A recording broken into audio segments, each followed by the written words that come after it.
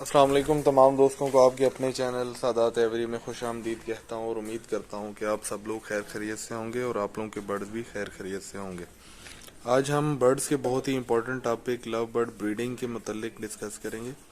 کہ لو bird breeding میں آپ کو کیا کیا چیلنج آ سکتے ہیں اور آپ نے کس طرح ایک برڈ سے سٹارٹ لے کے اس کی بریڈنگ پروسیس کے کمپلیٹ کرنے تک آپ نے لے کے جانا ہے۔ اس ویڈیو کی امید ہے 2 حصے ہوں گے۔ فرسٹ ویڈیو میں ہم دیکھتے ہیں کہ جناب کس طرح آپ نے سب سے پہلے لو برڈ کو بریڈ کے لیے تیار کرنا ہے۔ سب سے پہلے اس میں جو چیز آپ نے خیال رکھنی ہے وہ یہ کرنی ہے کہ آپ نے اپنے برڈ کو پش نہیں کرنا کہ بس وہ بریڈ کی طرف جائیں، یہ نہ ہو آپ اوور سپلیمنٹ دینا سٹارٹ کر دیں اور وائٹامن ای اور اس طرح کے فارمولاز اتنی اوور ڈوز دیں کہ بجائے وہ بریڈ کی طرف جانے کے الٹا وہ مولٹ کی طرف چلا جائے اور آپ کا سارا بریڈنگ سیزن خراب ہو جائے۔ سب سے پہلے تو آپ نے پیئرز کی جو ایج ہے اس کو سلیکٹ کرنا ہے کہ جو بلیک آئی برڈ ہے اس کی منیمم ایج آپ کی 8 ماہ ہونی چاہیے، اور اگر وہ ریڈ آئی برڈ ہے تو پھر 12 ماہ سے اوپر کی ایج کا برڈ آپ نے سلیکٹ کرنا ہے، اور صرف وہی بریڈ پہ لگانے ہیں جن کی ایج پوری ہو۔ اگر ایج پوری نہیں ہوگی تو وہ بریڈ بھی نہیں کریں گے اور الٹا آپ کا پیئر خراب بھی ہوگا،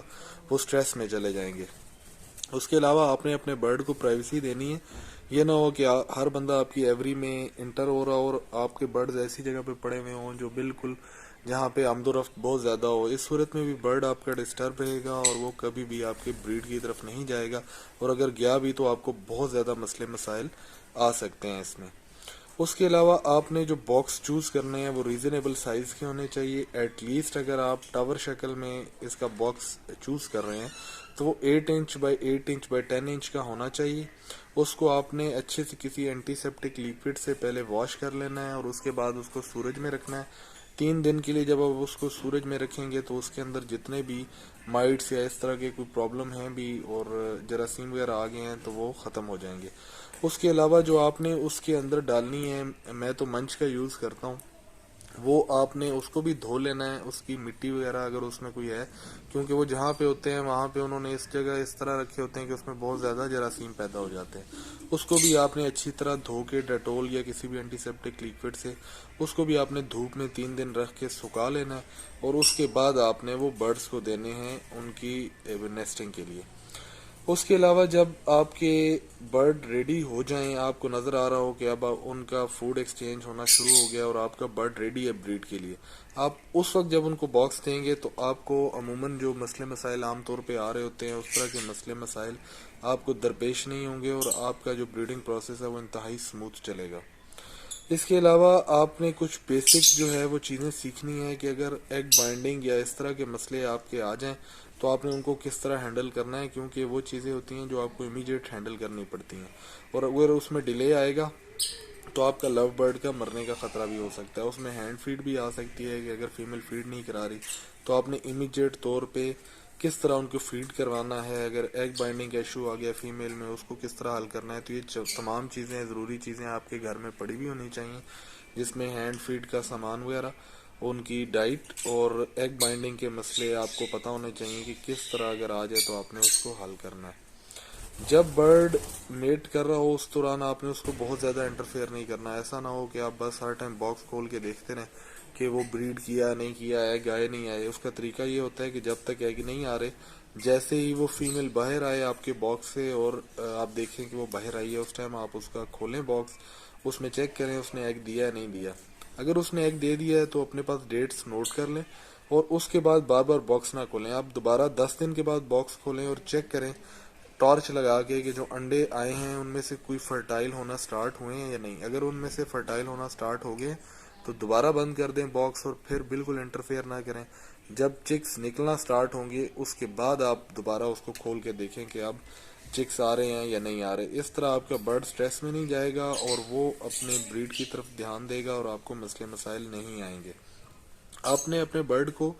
بہت زیادہ بریڈنگ فارمولا نہیں دینا، اگر ضرورت بھی ہے تو صرف 3 سے 4 دن بریڈنگ فارمولا کا یوز کریں، اس سے زیادہ نہ کریں۔ یہ پورے سال کا پروسیس ہوتا ہے، یہ 2 سے 3 دن میں برڈ آپ کا تیار نہیں ہو جاتا۔ پورا سال آپ نے اس کو نیچرل سپلیمنٹ دینے ہوتے ہیں، مطلب سافٹ فوڈ اور اس طرح کی چیزیں جب آپ اس کو پورا سال پرووائڈ کریں گے تو ایٹ دا اینڈ آپ کو بریڈنگ فارمولا یوز کرنے کی ضرورت بھی نہیں ہوگی اور آپ کے برڈ ہیلدی رہیں گے اور آپ کے جو چکس نکلیں گے وہ بھی ہیلدی ہوں گے.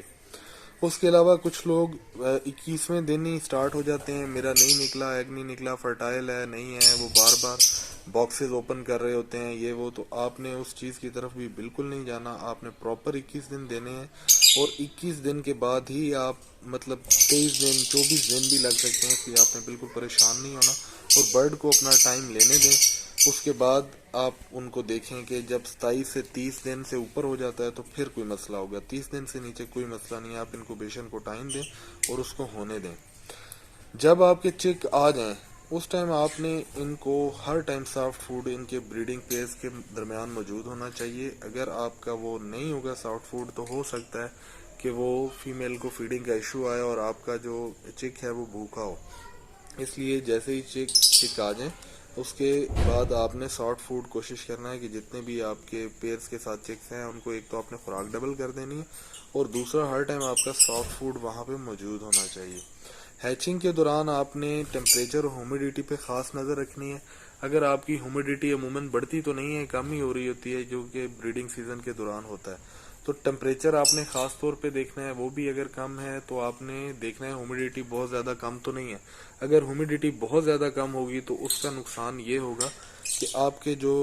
چکس ہیں وہ پراپر نکل نہیں پائیں گے. میں انشاءاللہ کسی ویڈیو میں بناؤں گا کہ ایک سستا سا ہیومیڈیفائر آپ کس طرح اپنے گھر میں بنا سکتے ہیں جو انتہائی پائیدار ہو اور جس کے مسئلے مسائل بھی بالکل نہ آنے والے ہوں, کیونکہ عموماً جو مارکیٹ سے ہیومیڈیفائر ملتے ہیں وہ انتہائی نازک ہوتے ہیں. تو میں انشاءاللہ کوشش کروں گا میں اس طرح کا ہیومیڈیفائر آپ کو بنا کے بتاؤں جس کا بہترین رزلٹ ہو اور جس کے مسئلے مسائل بالکل نہ آئیں اور ہر بندہ اپنے گھر میں اس کو بنا سکے. اس کے پارٹ 2 کے ساتھ انشاءاللہ کل حاضر ہوں گے. آج ویڈیو کو یہاں پہ ختم کرتے ہیں کیونکہ ویڈیو لمبی ہو رہی ہے. انشاءاللہ جڑے رہیں, کل انشاءاللہ اس کے نیکسٹ پارٹ کے ساتھ آپ کی خدمت میں پیش ہوں گا. جزاک اللہ خیر.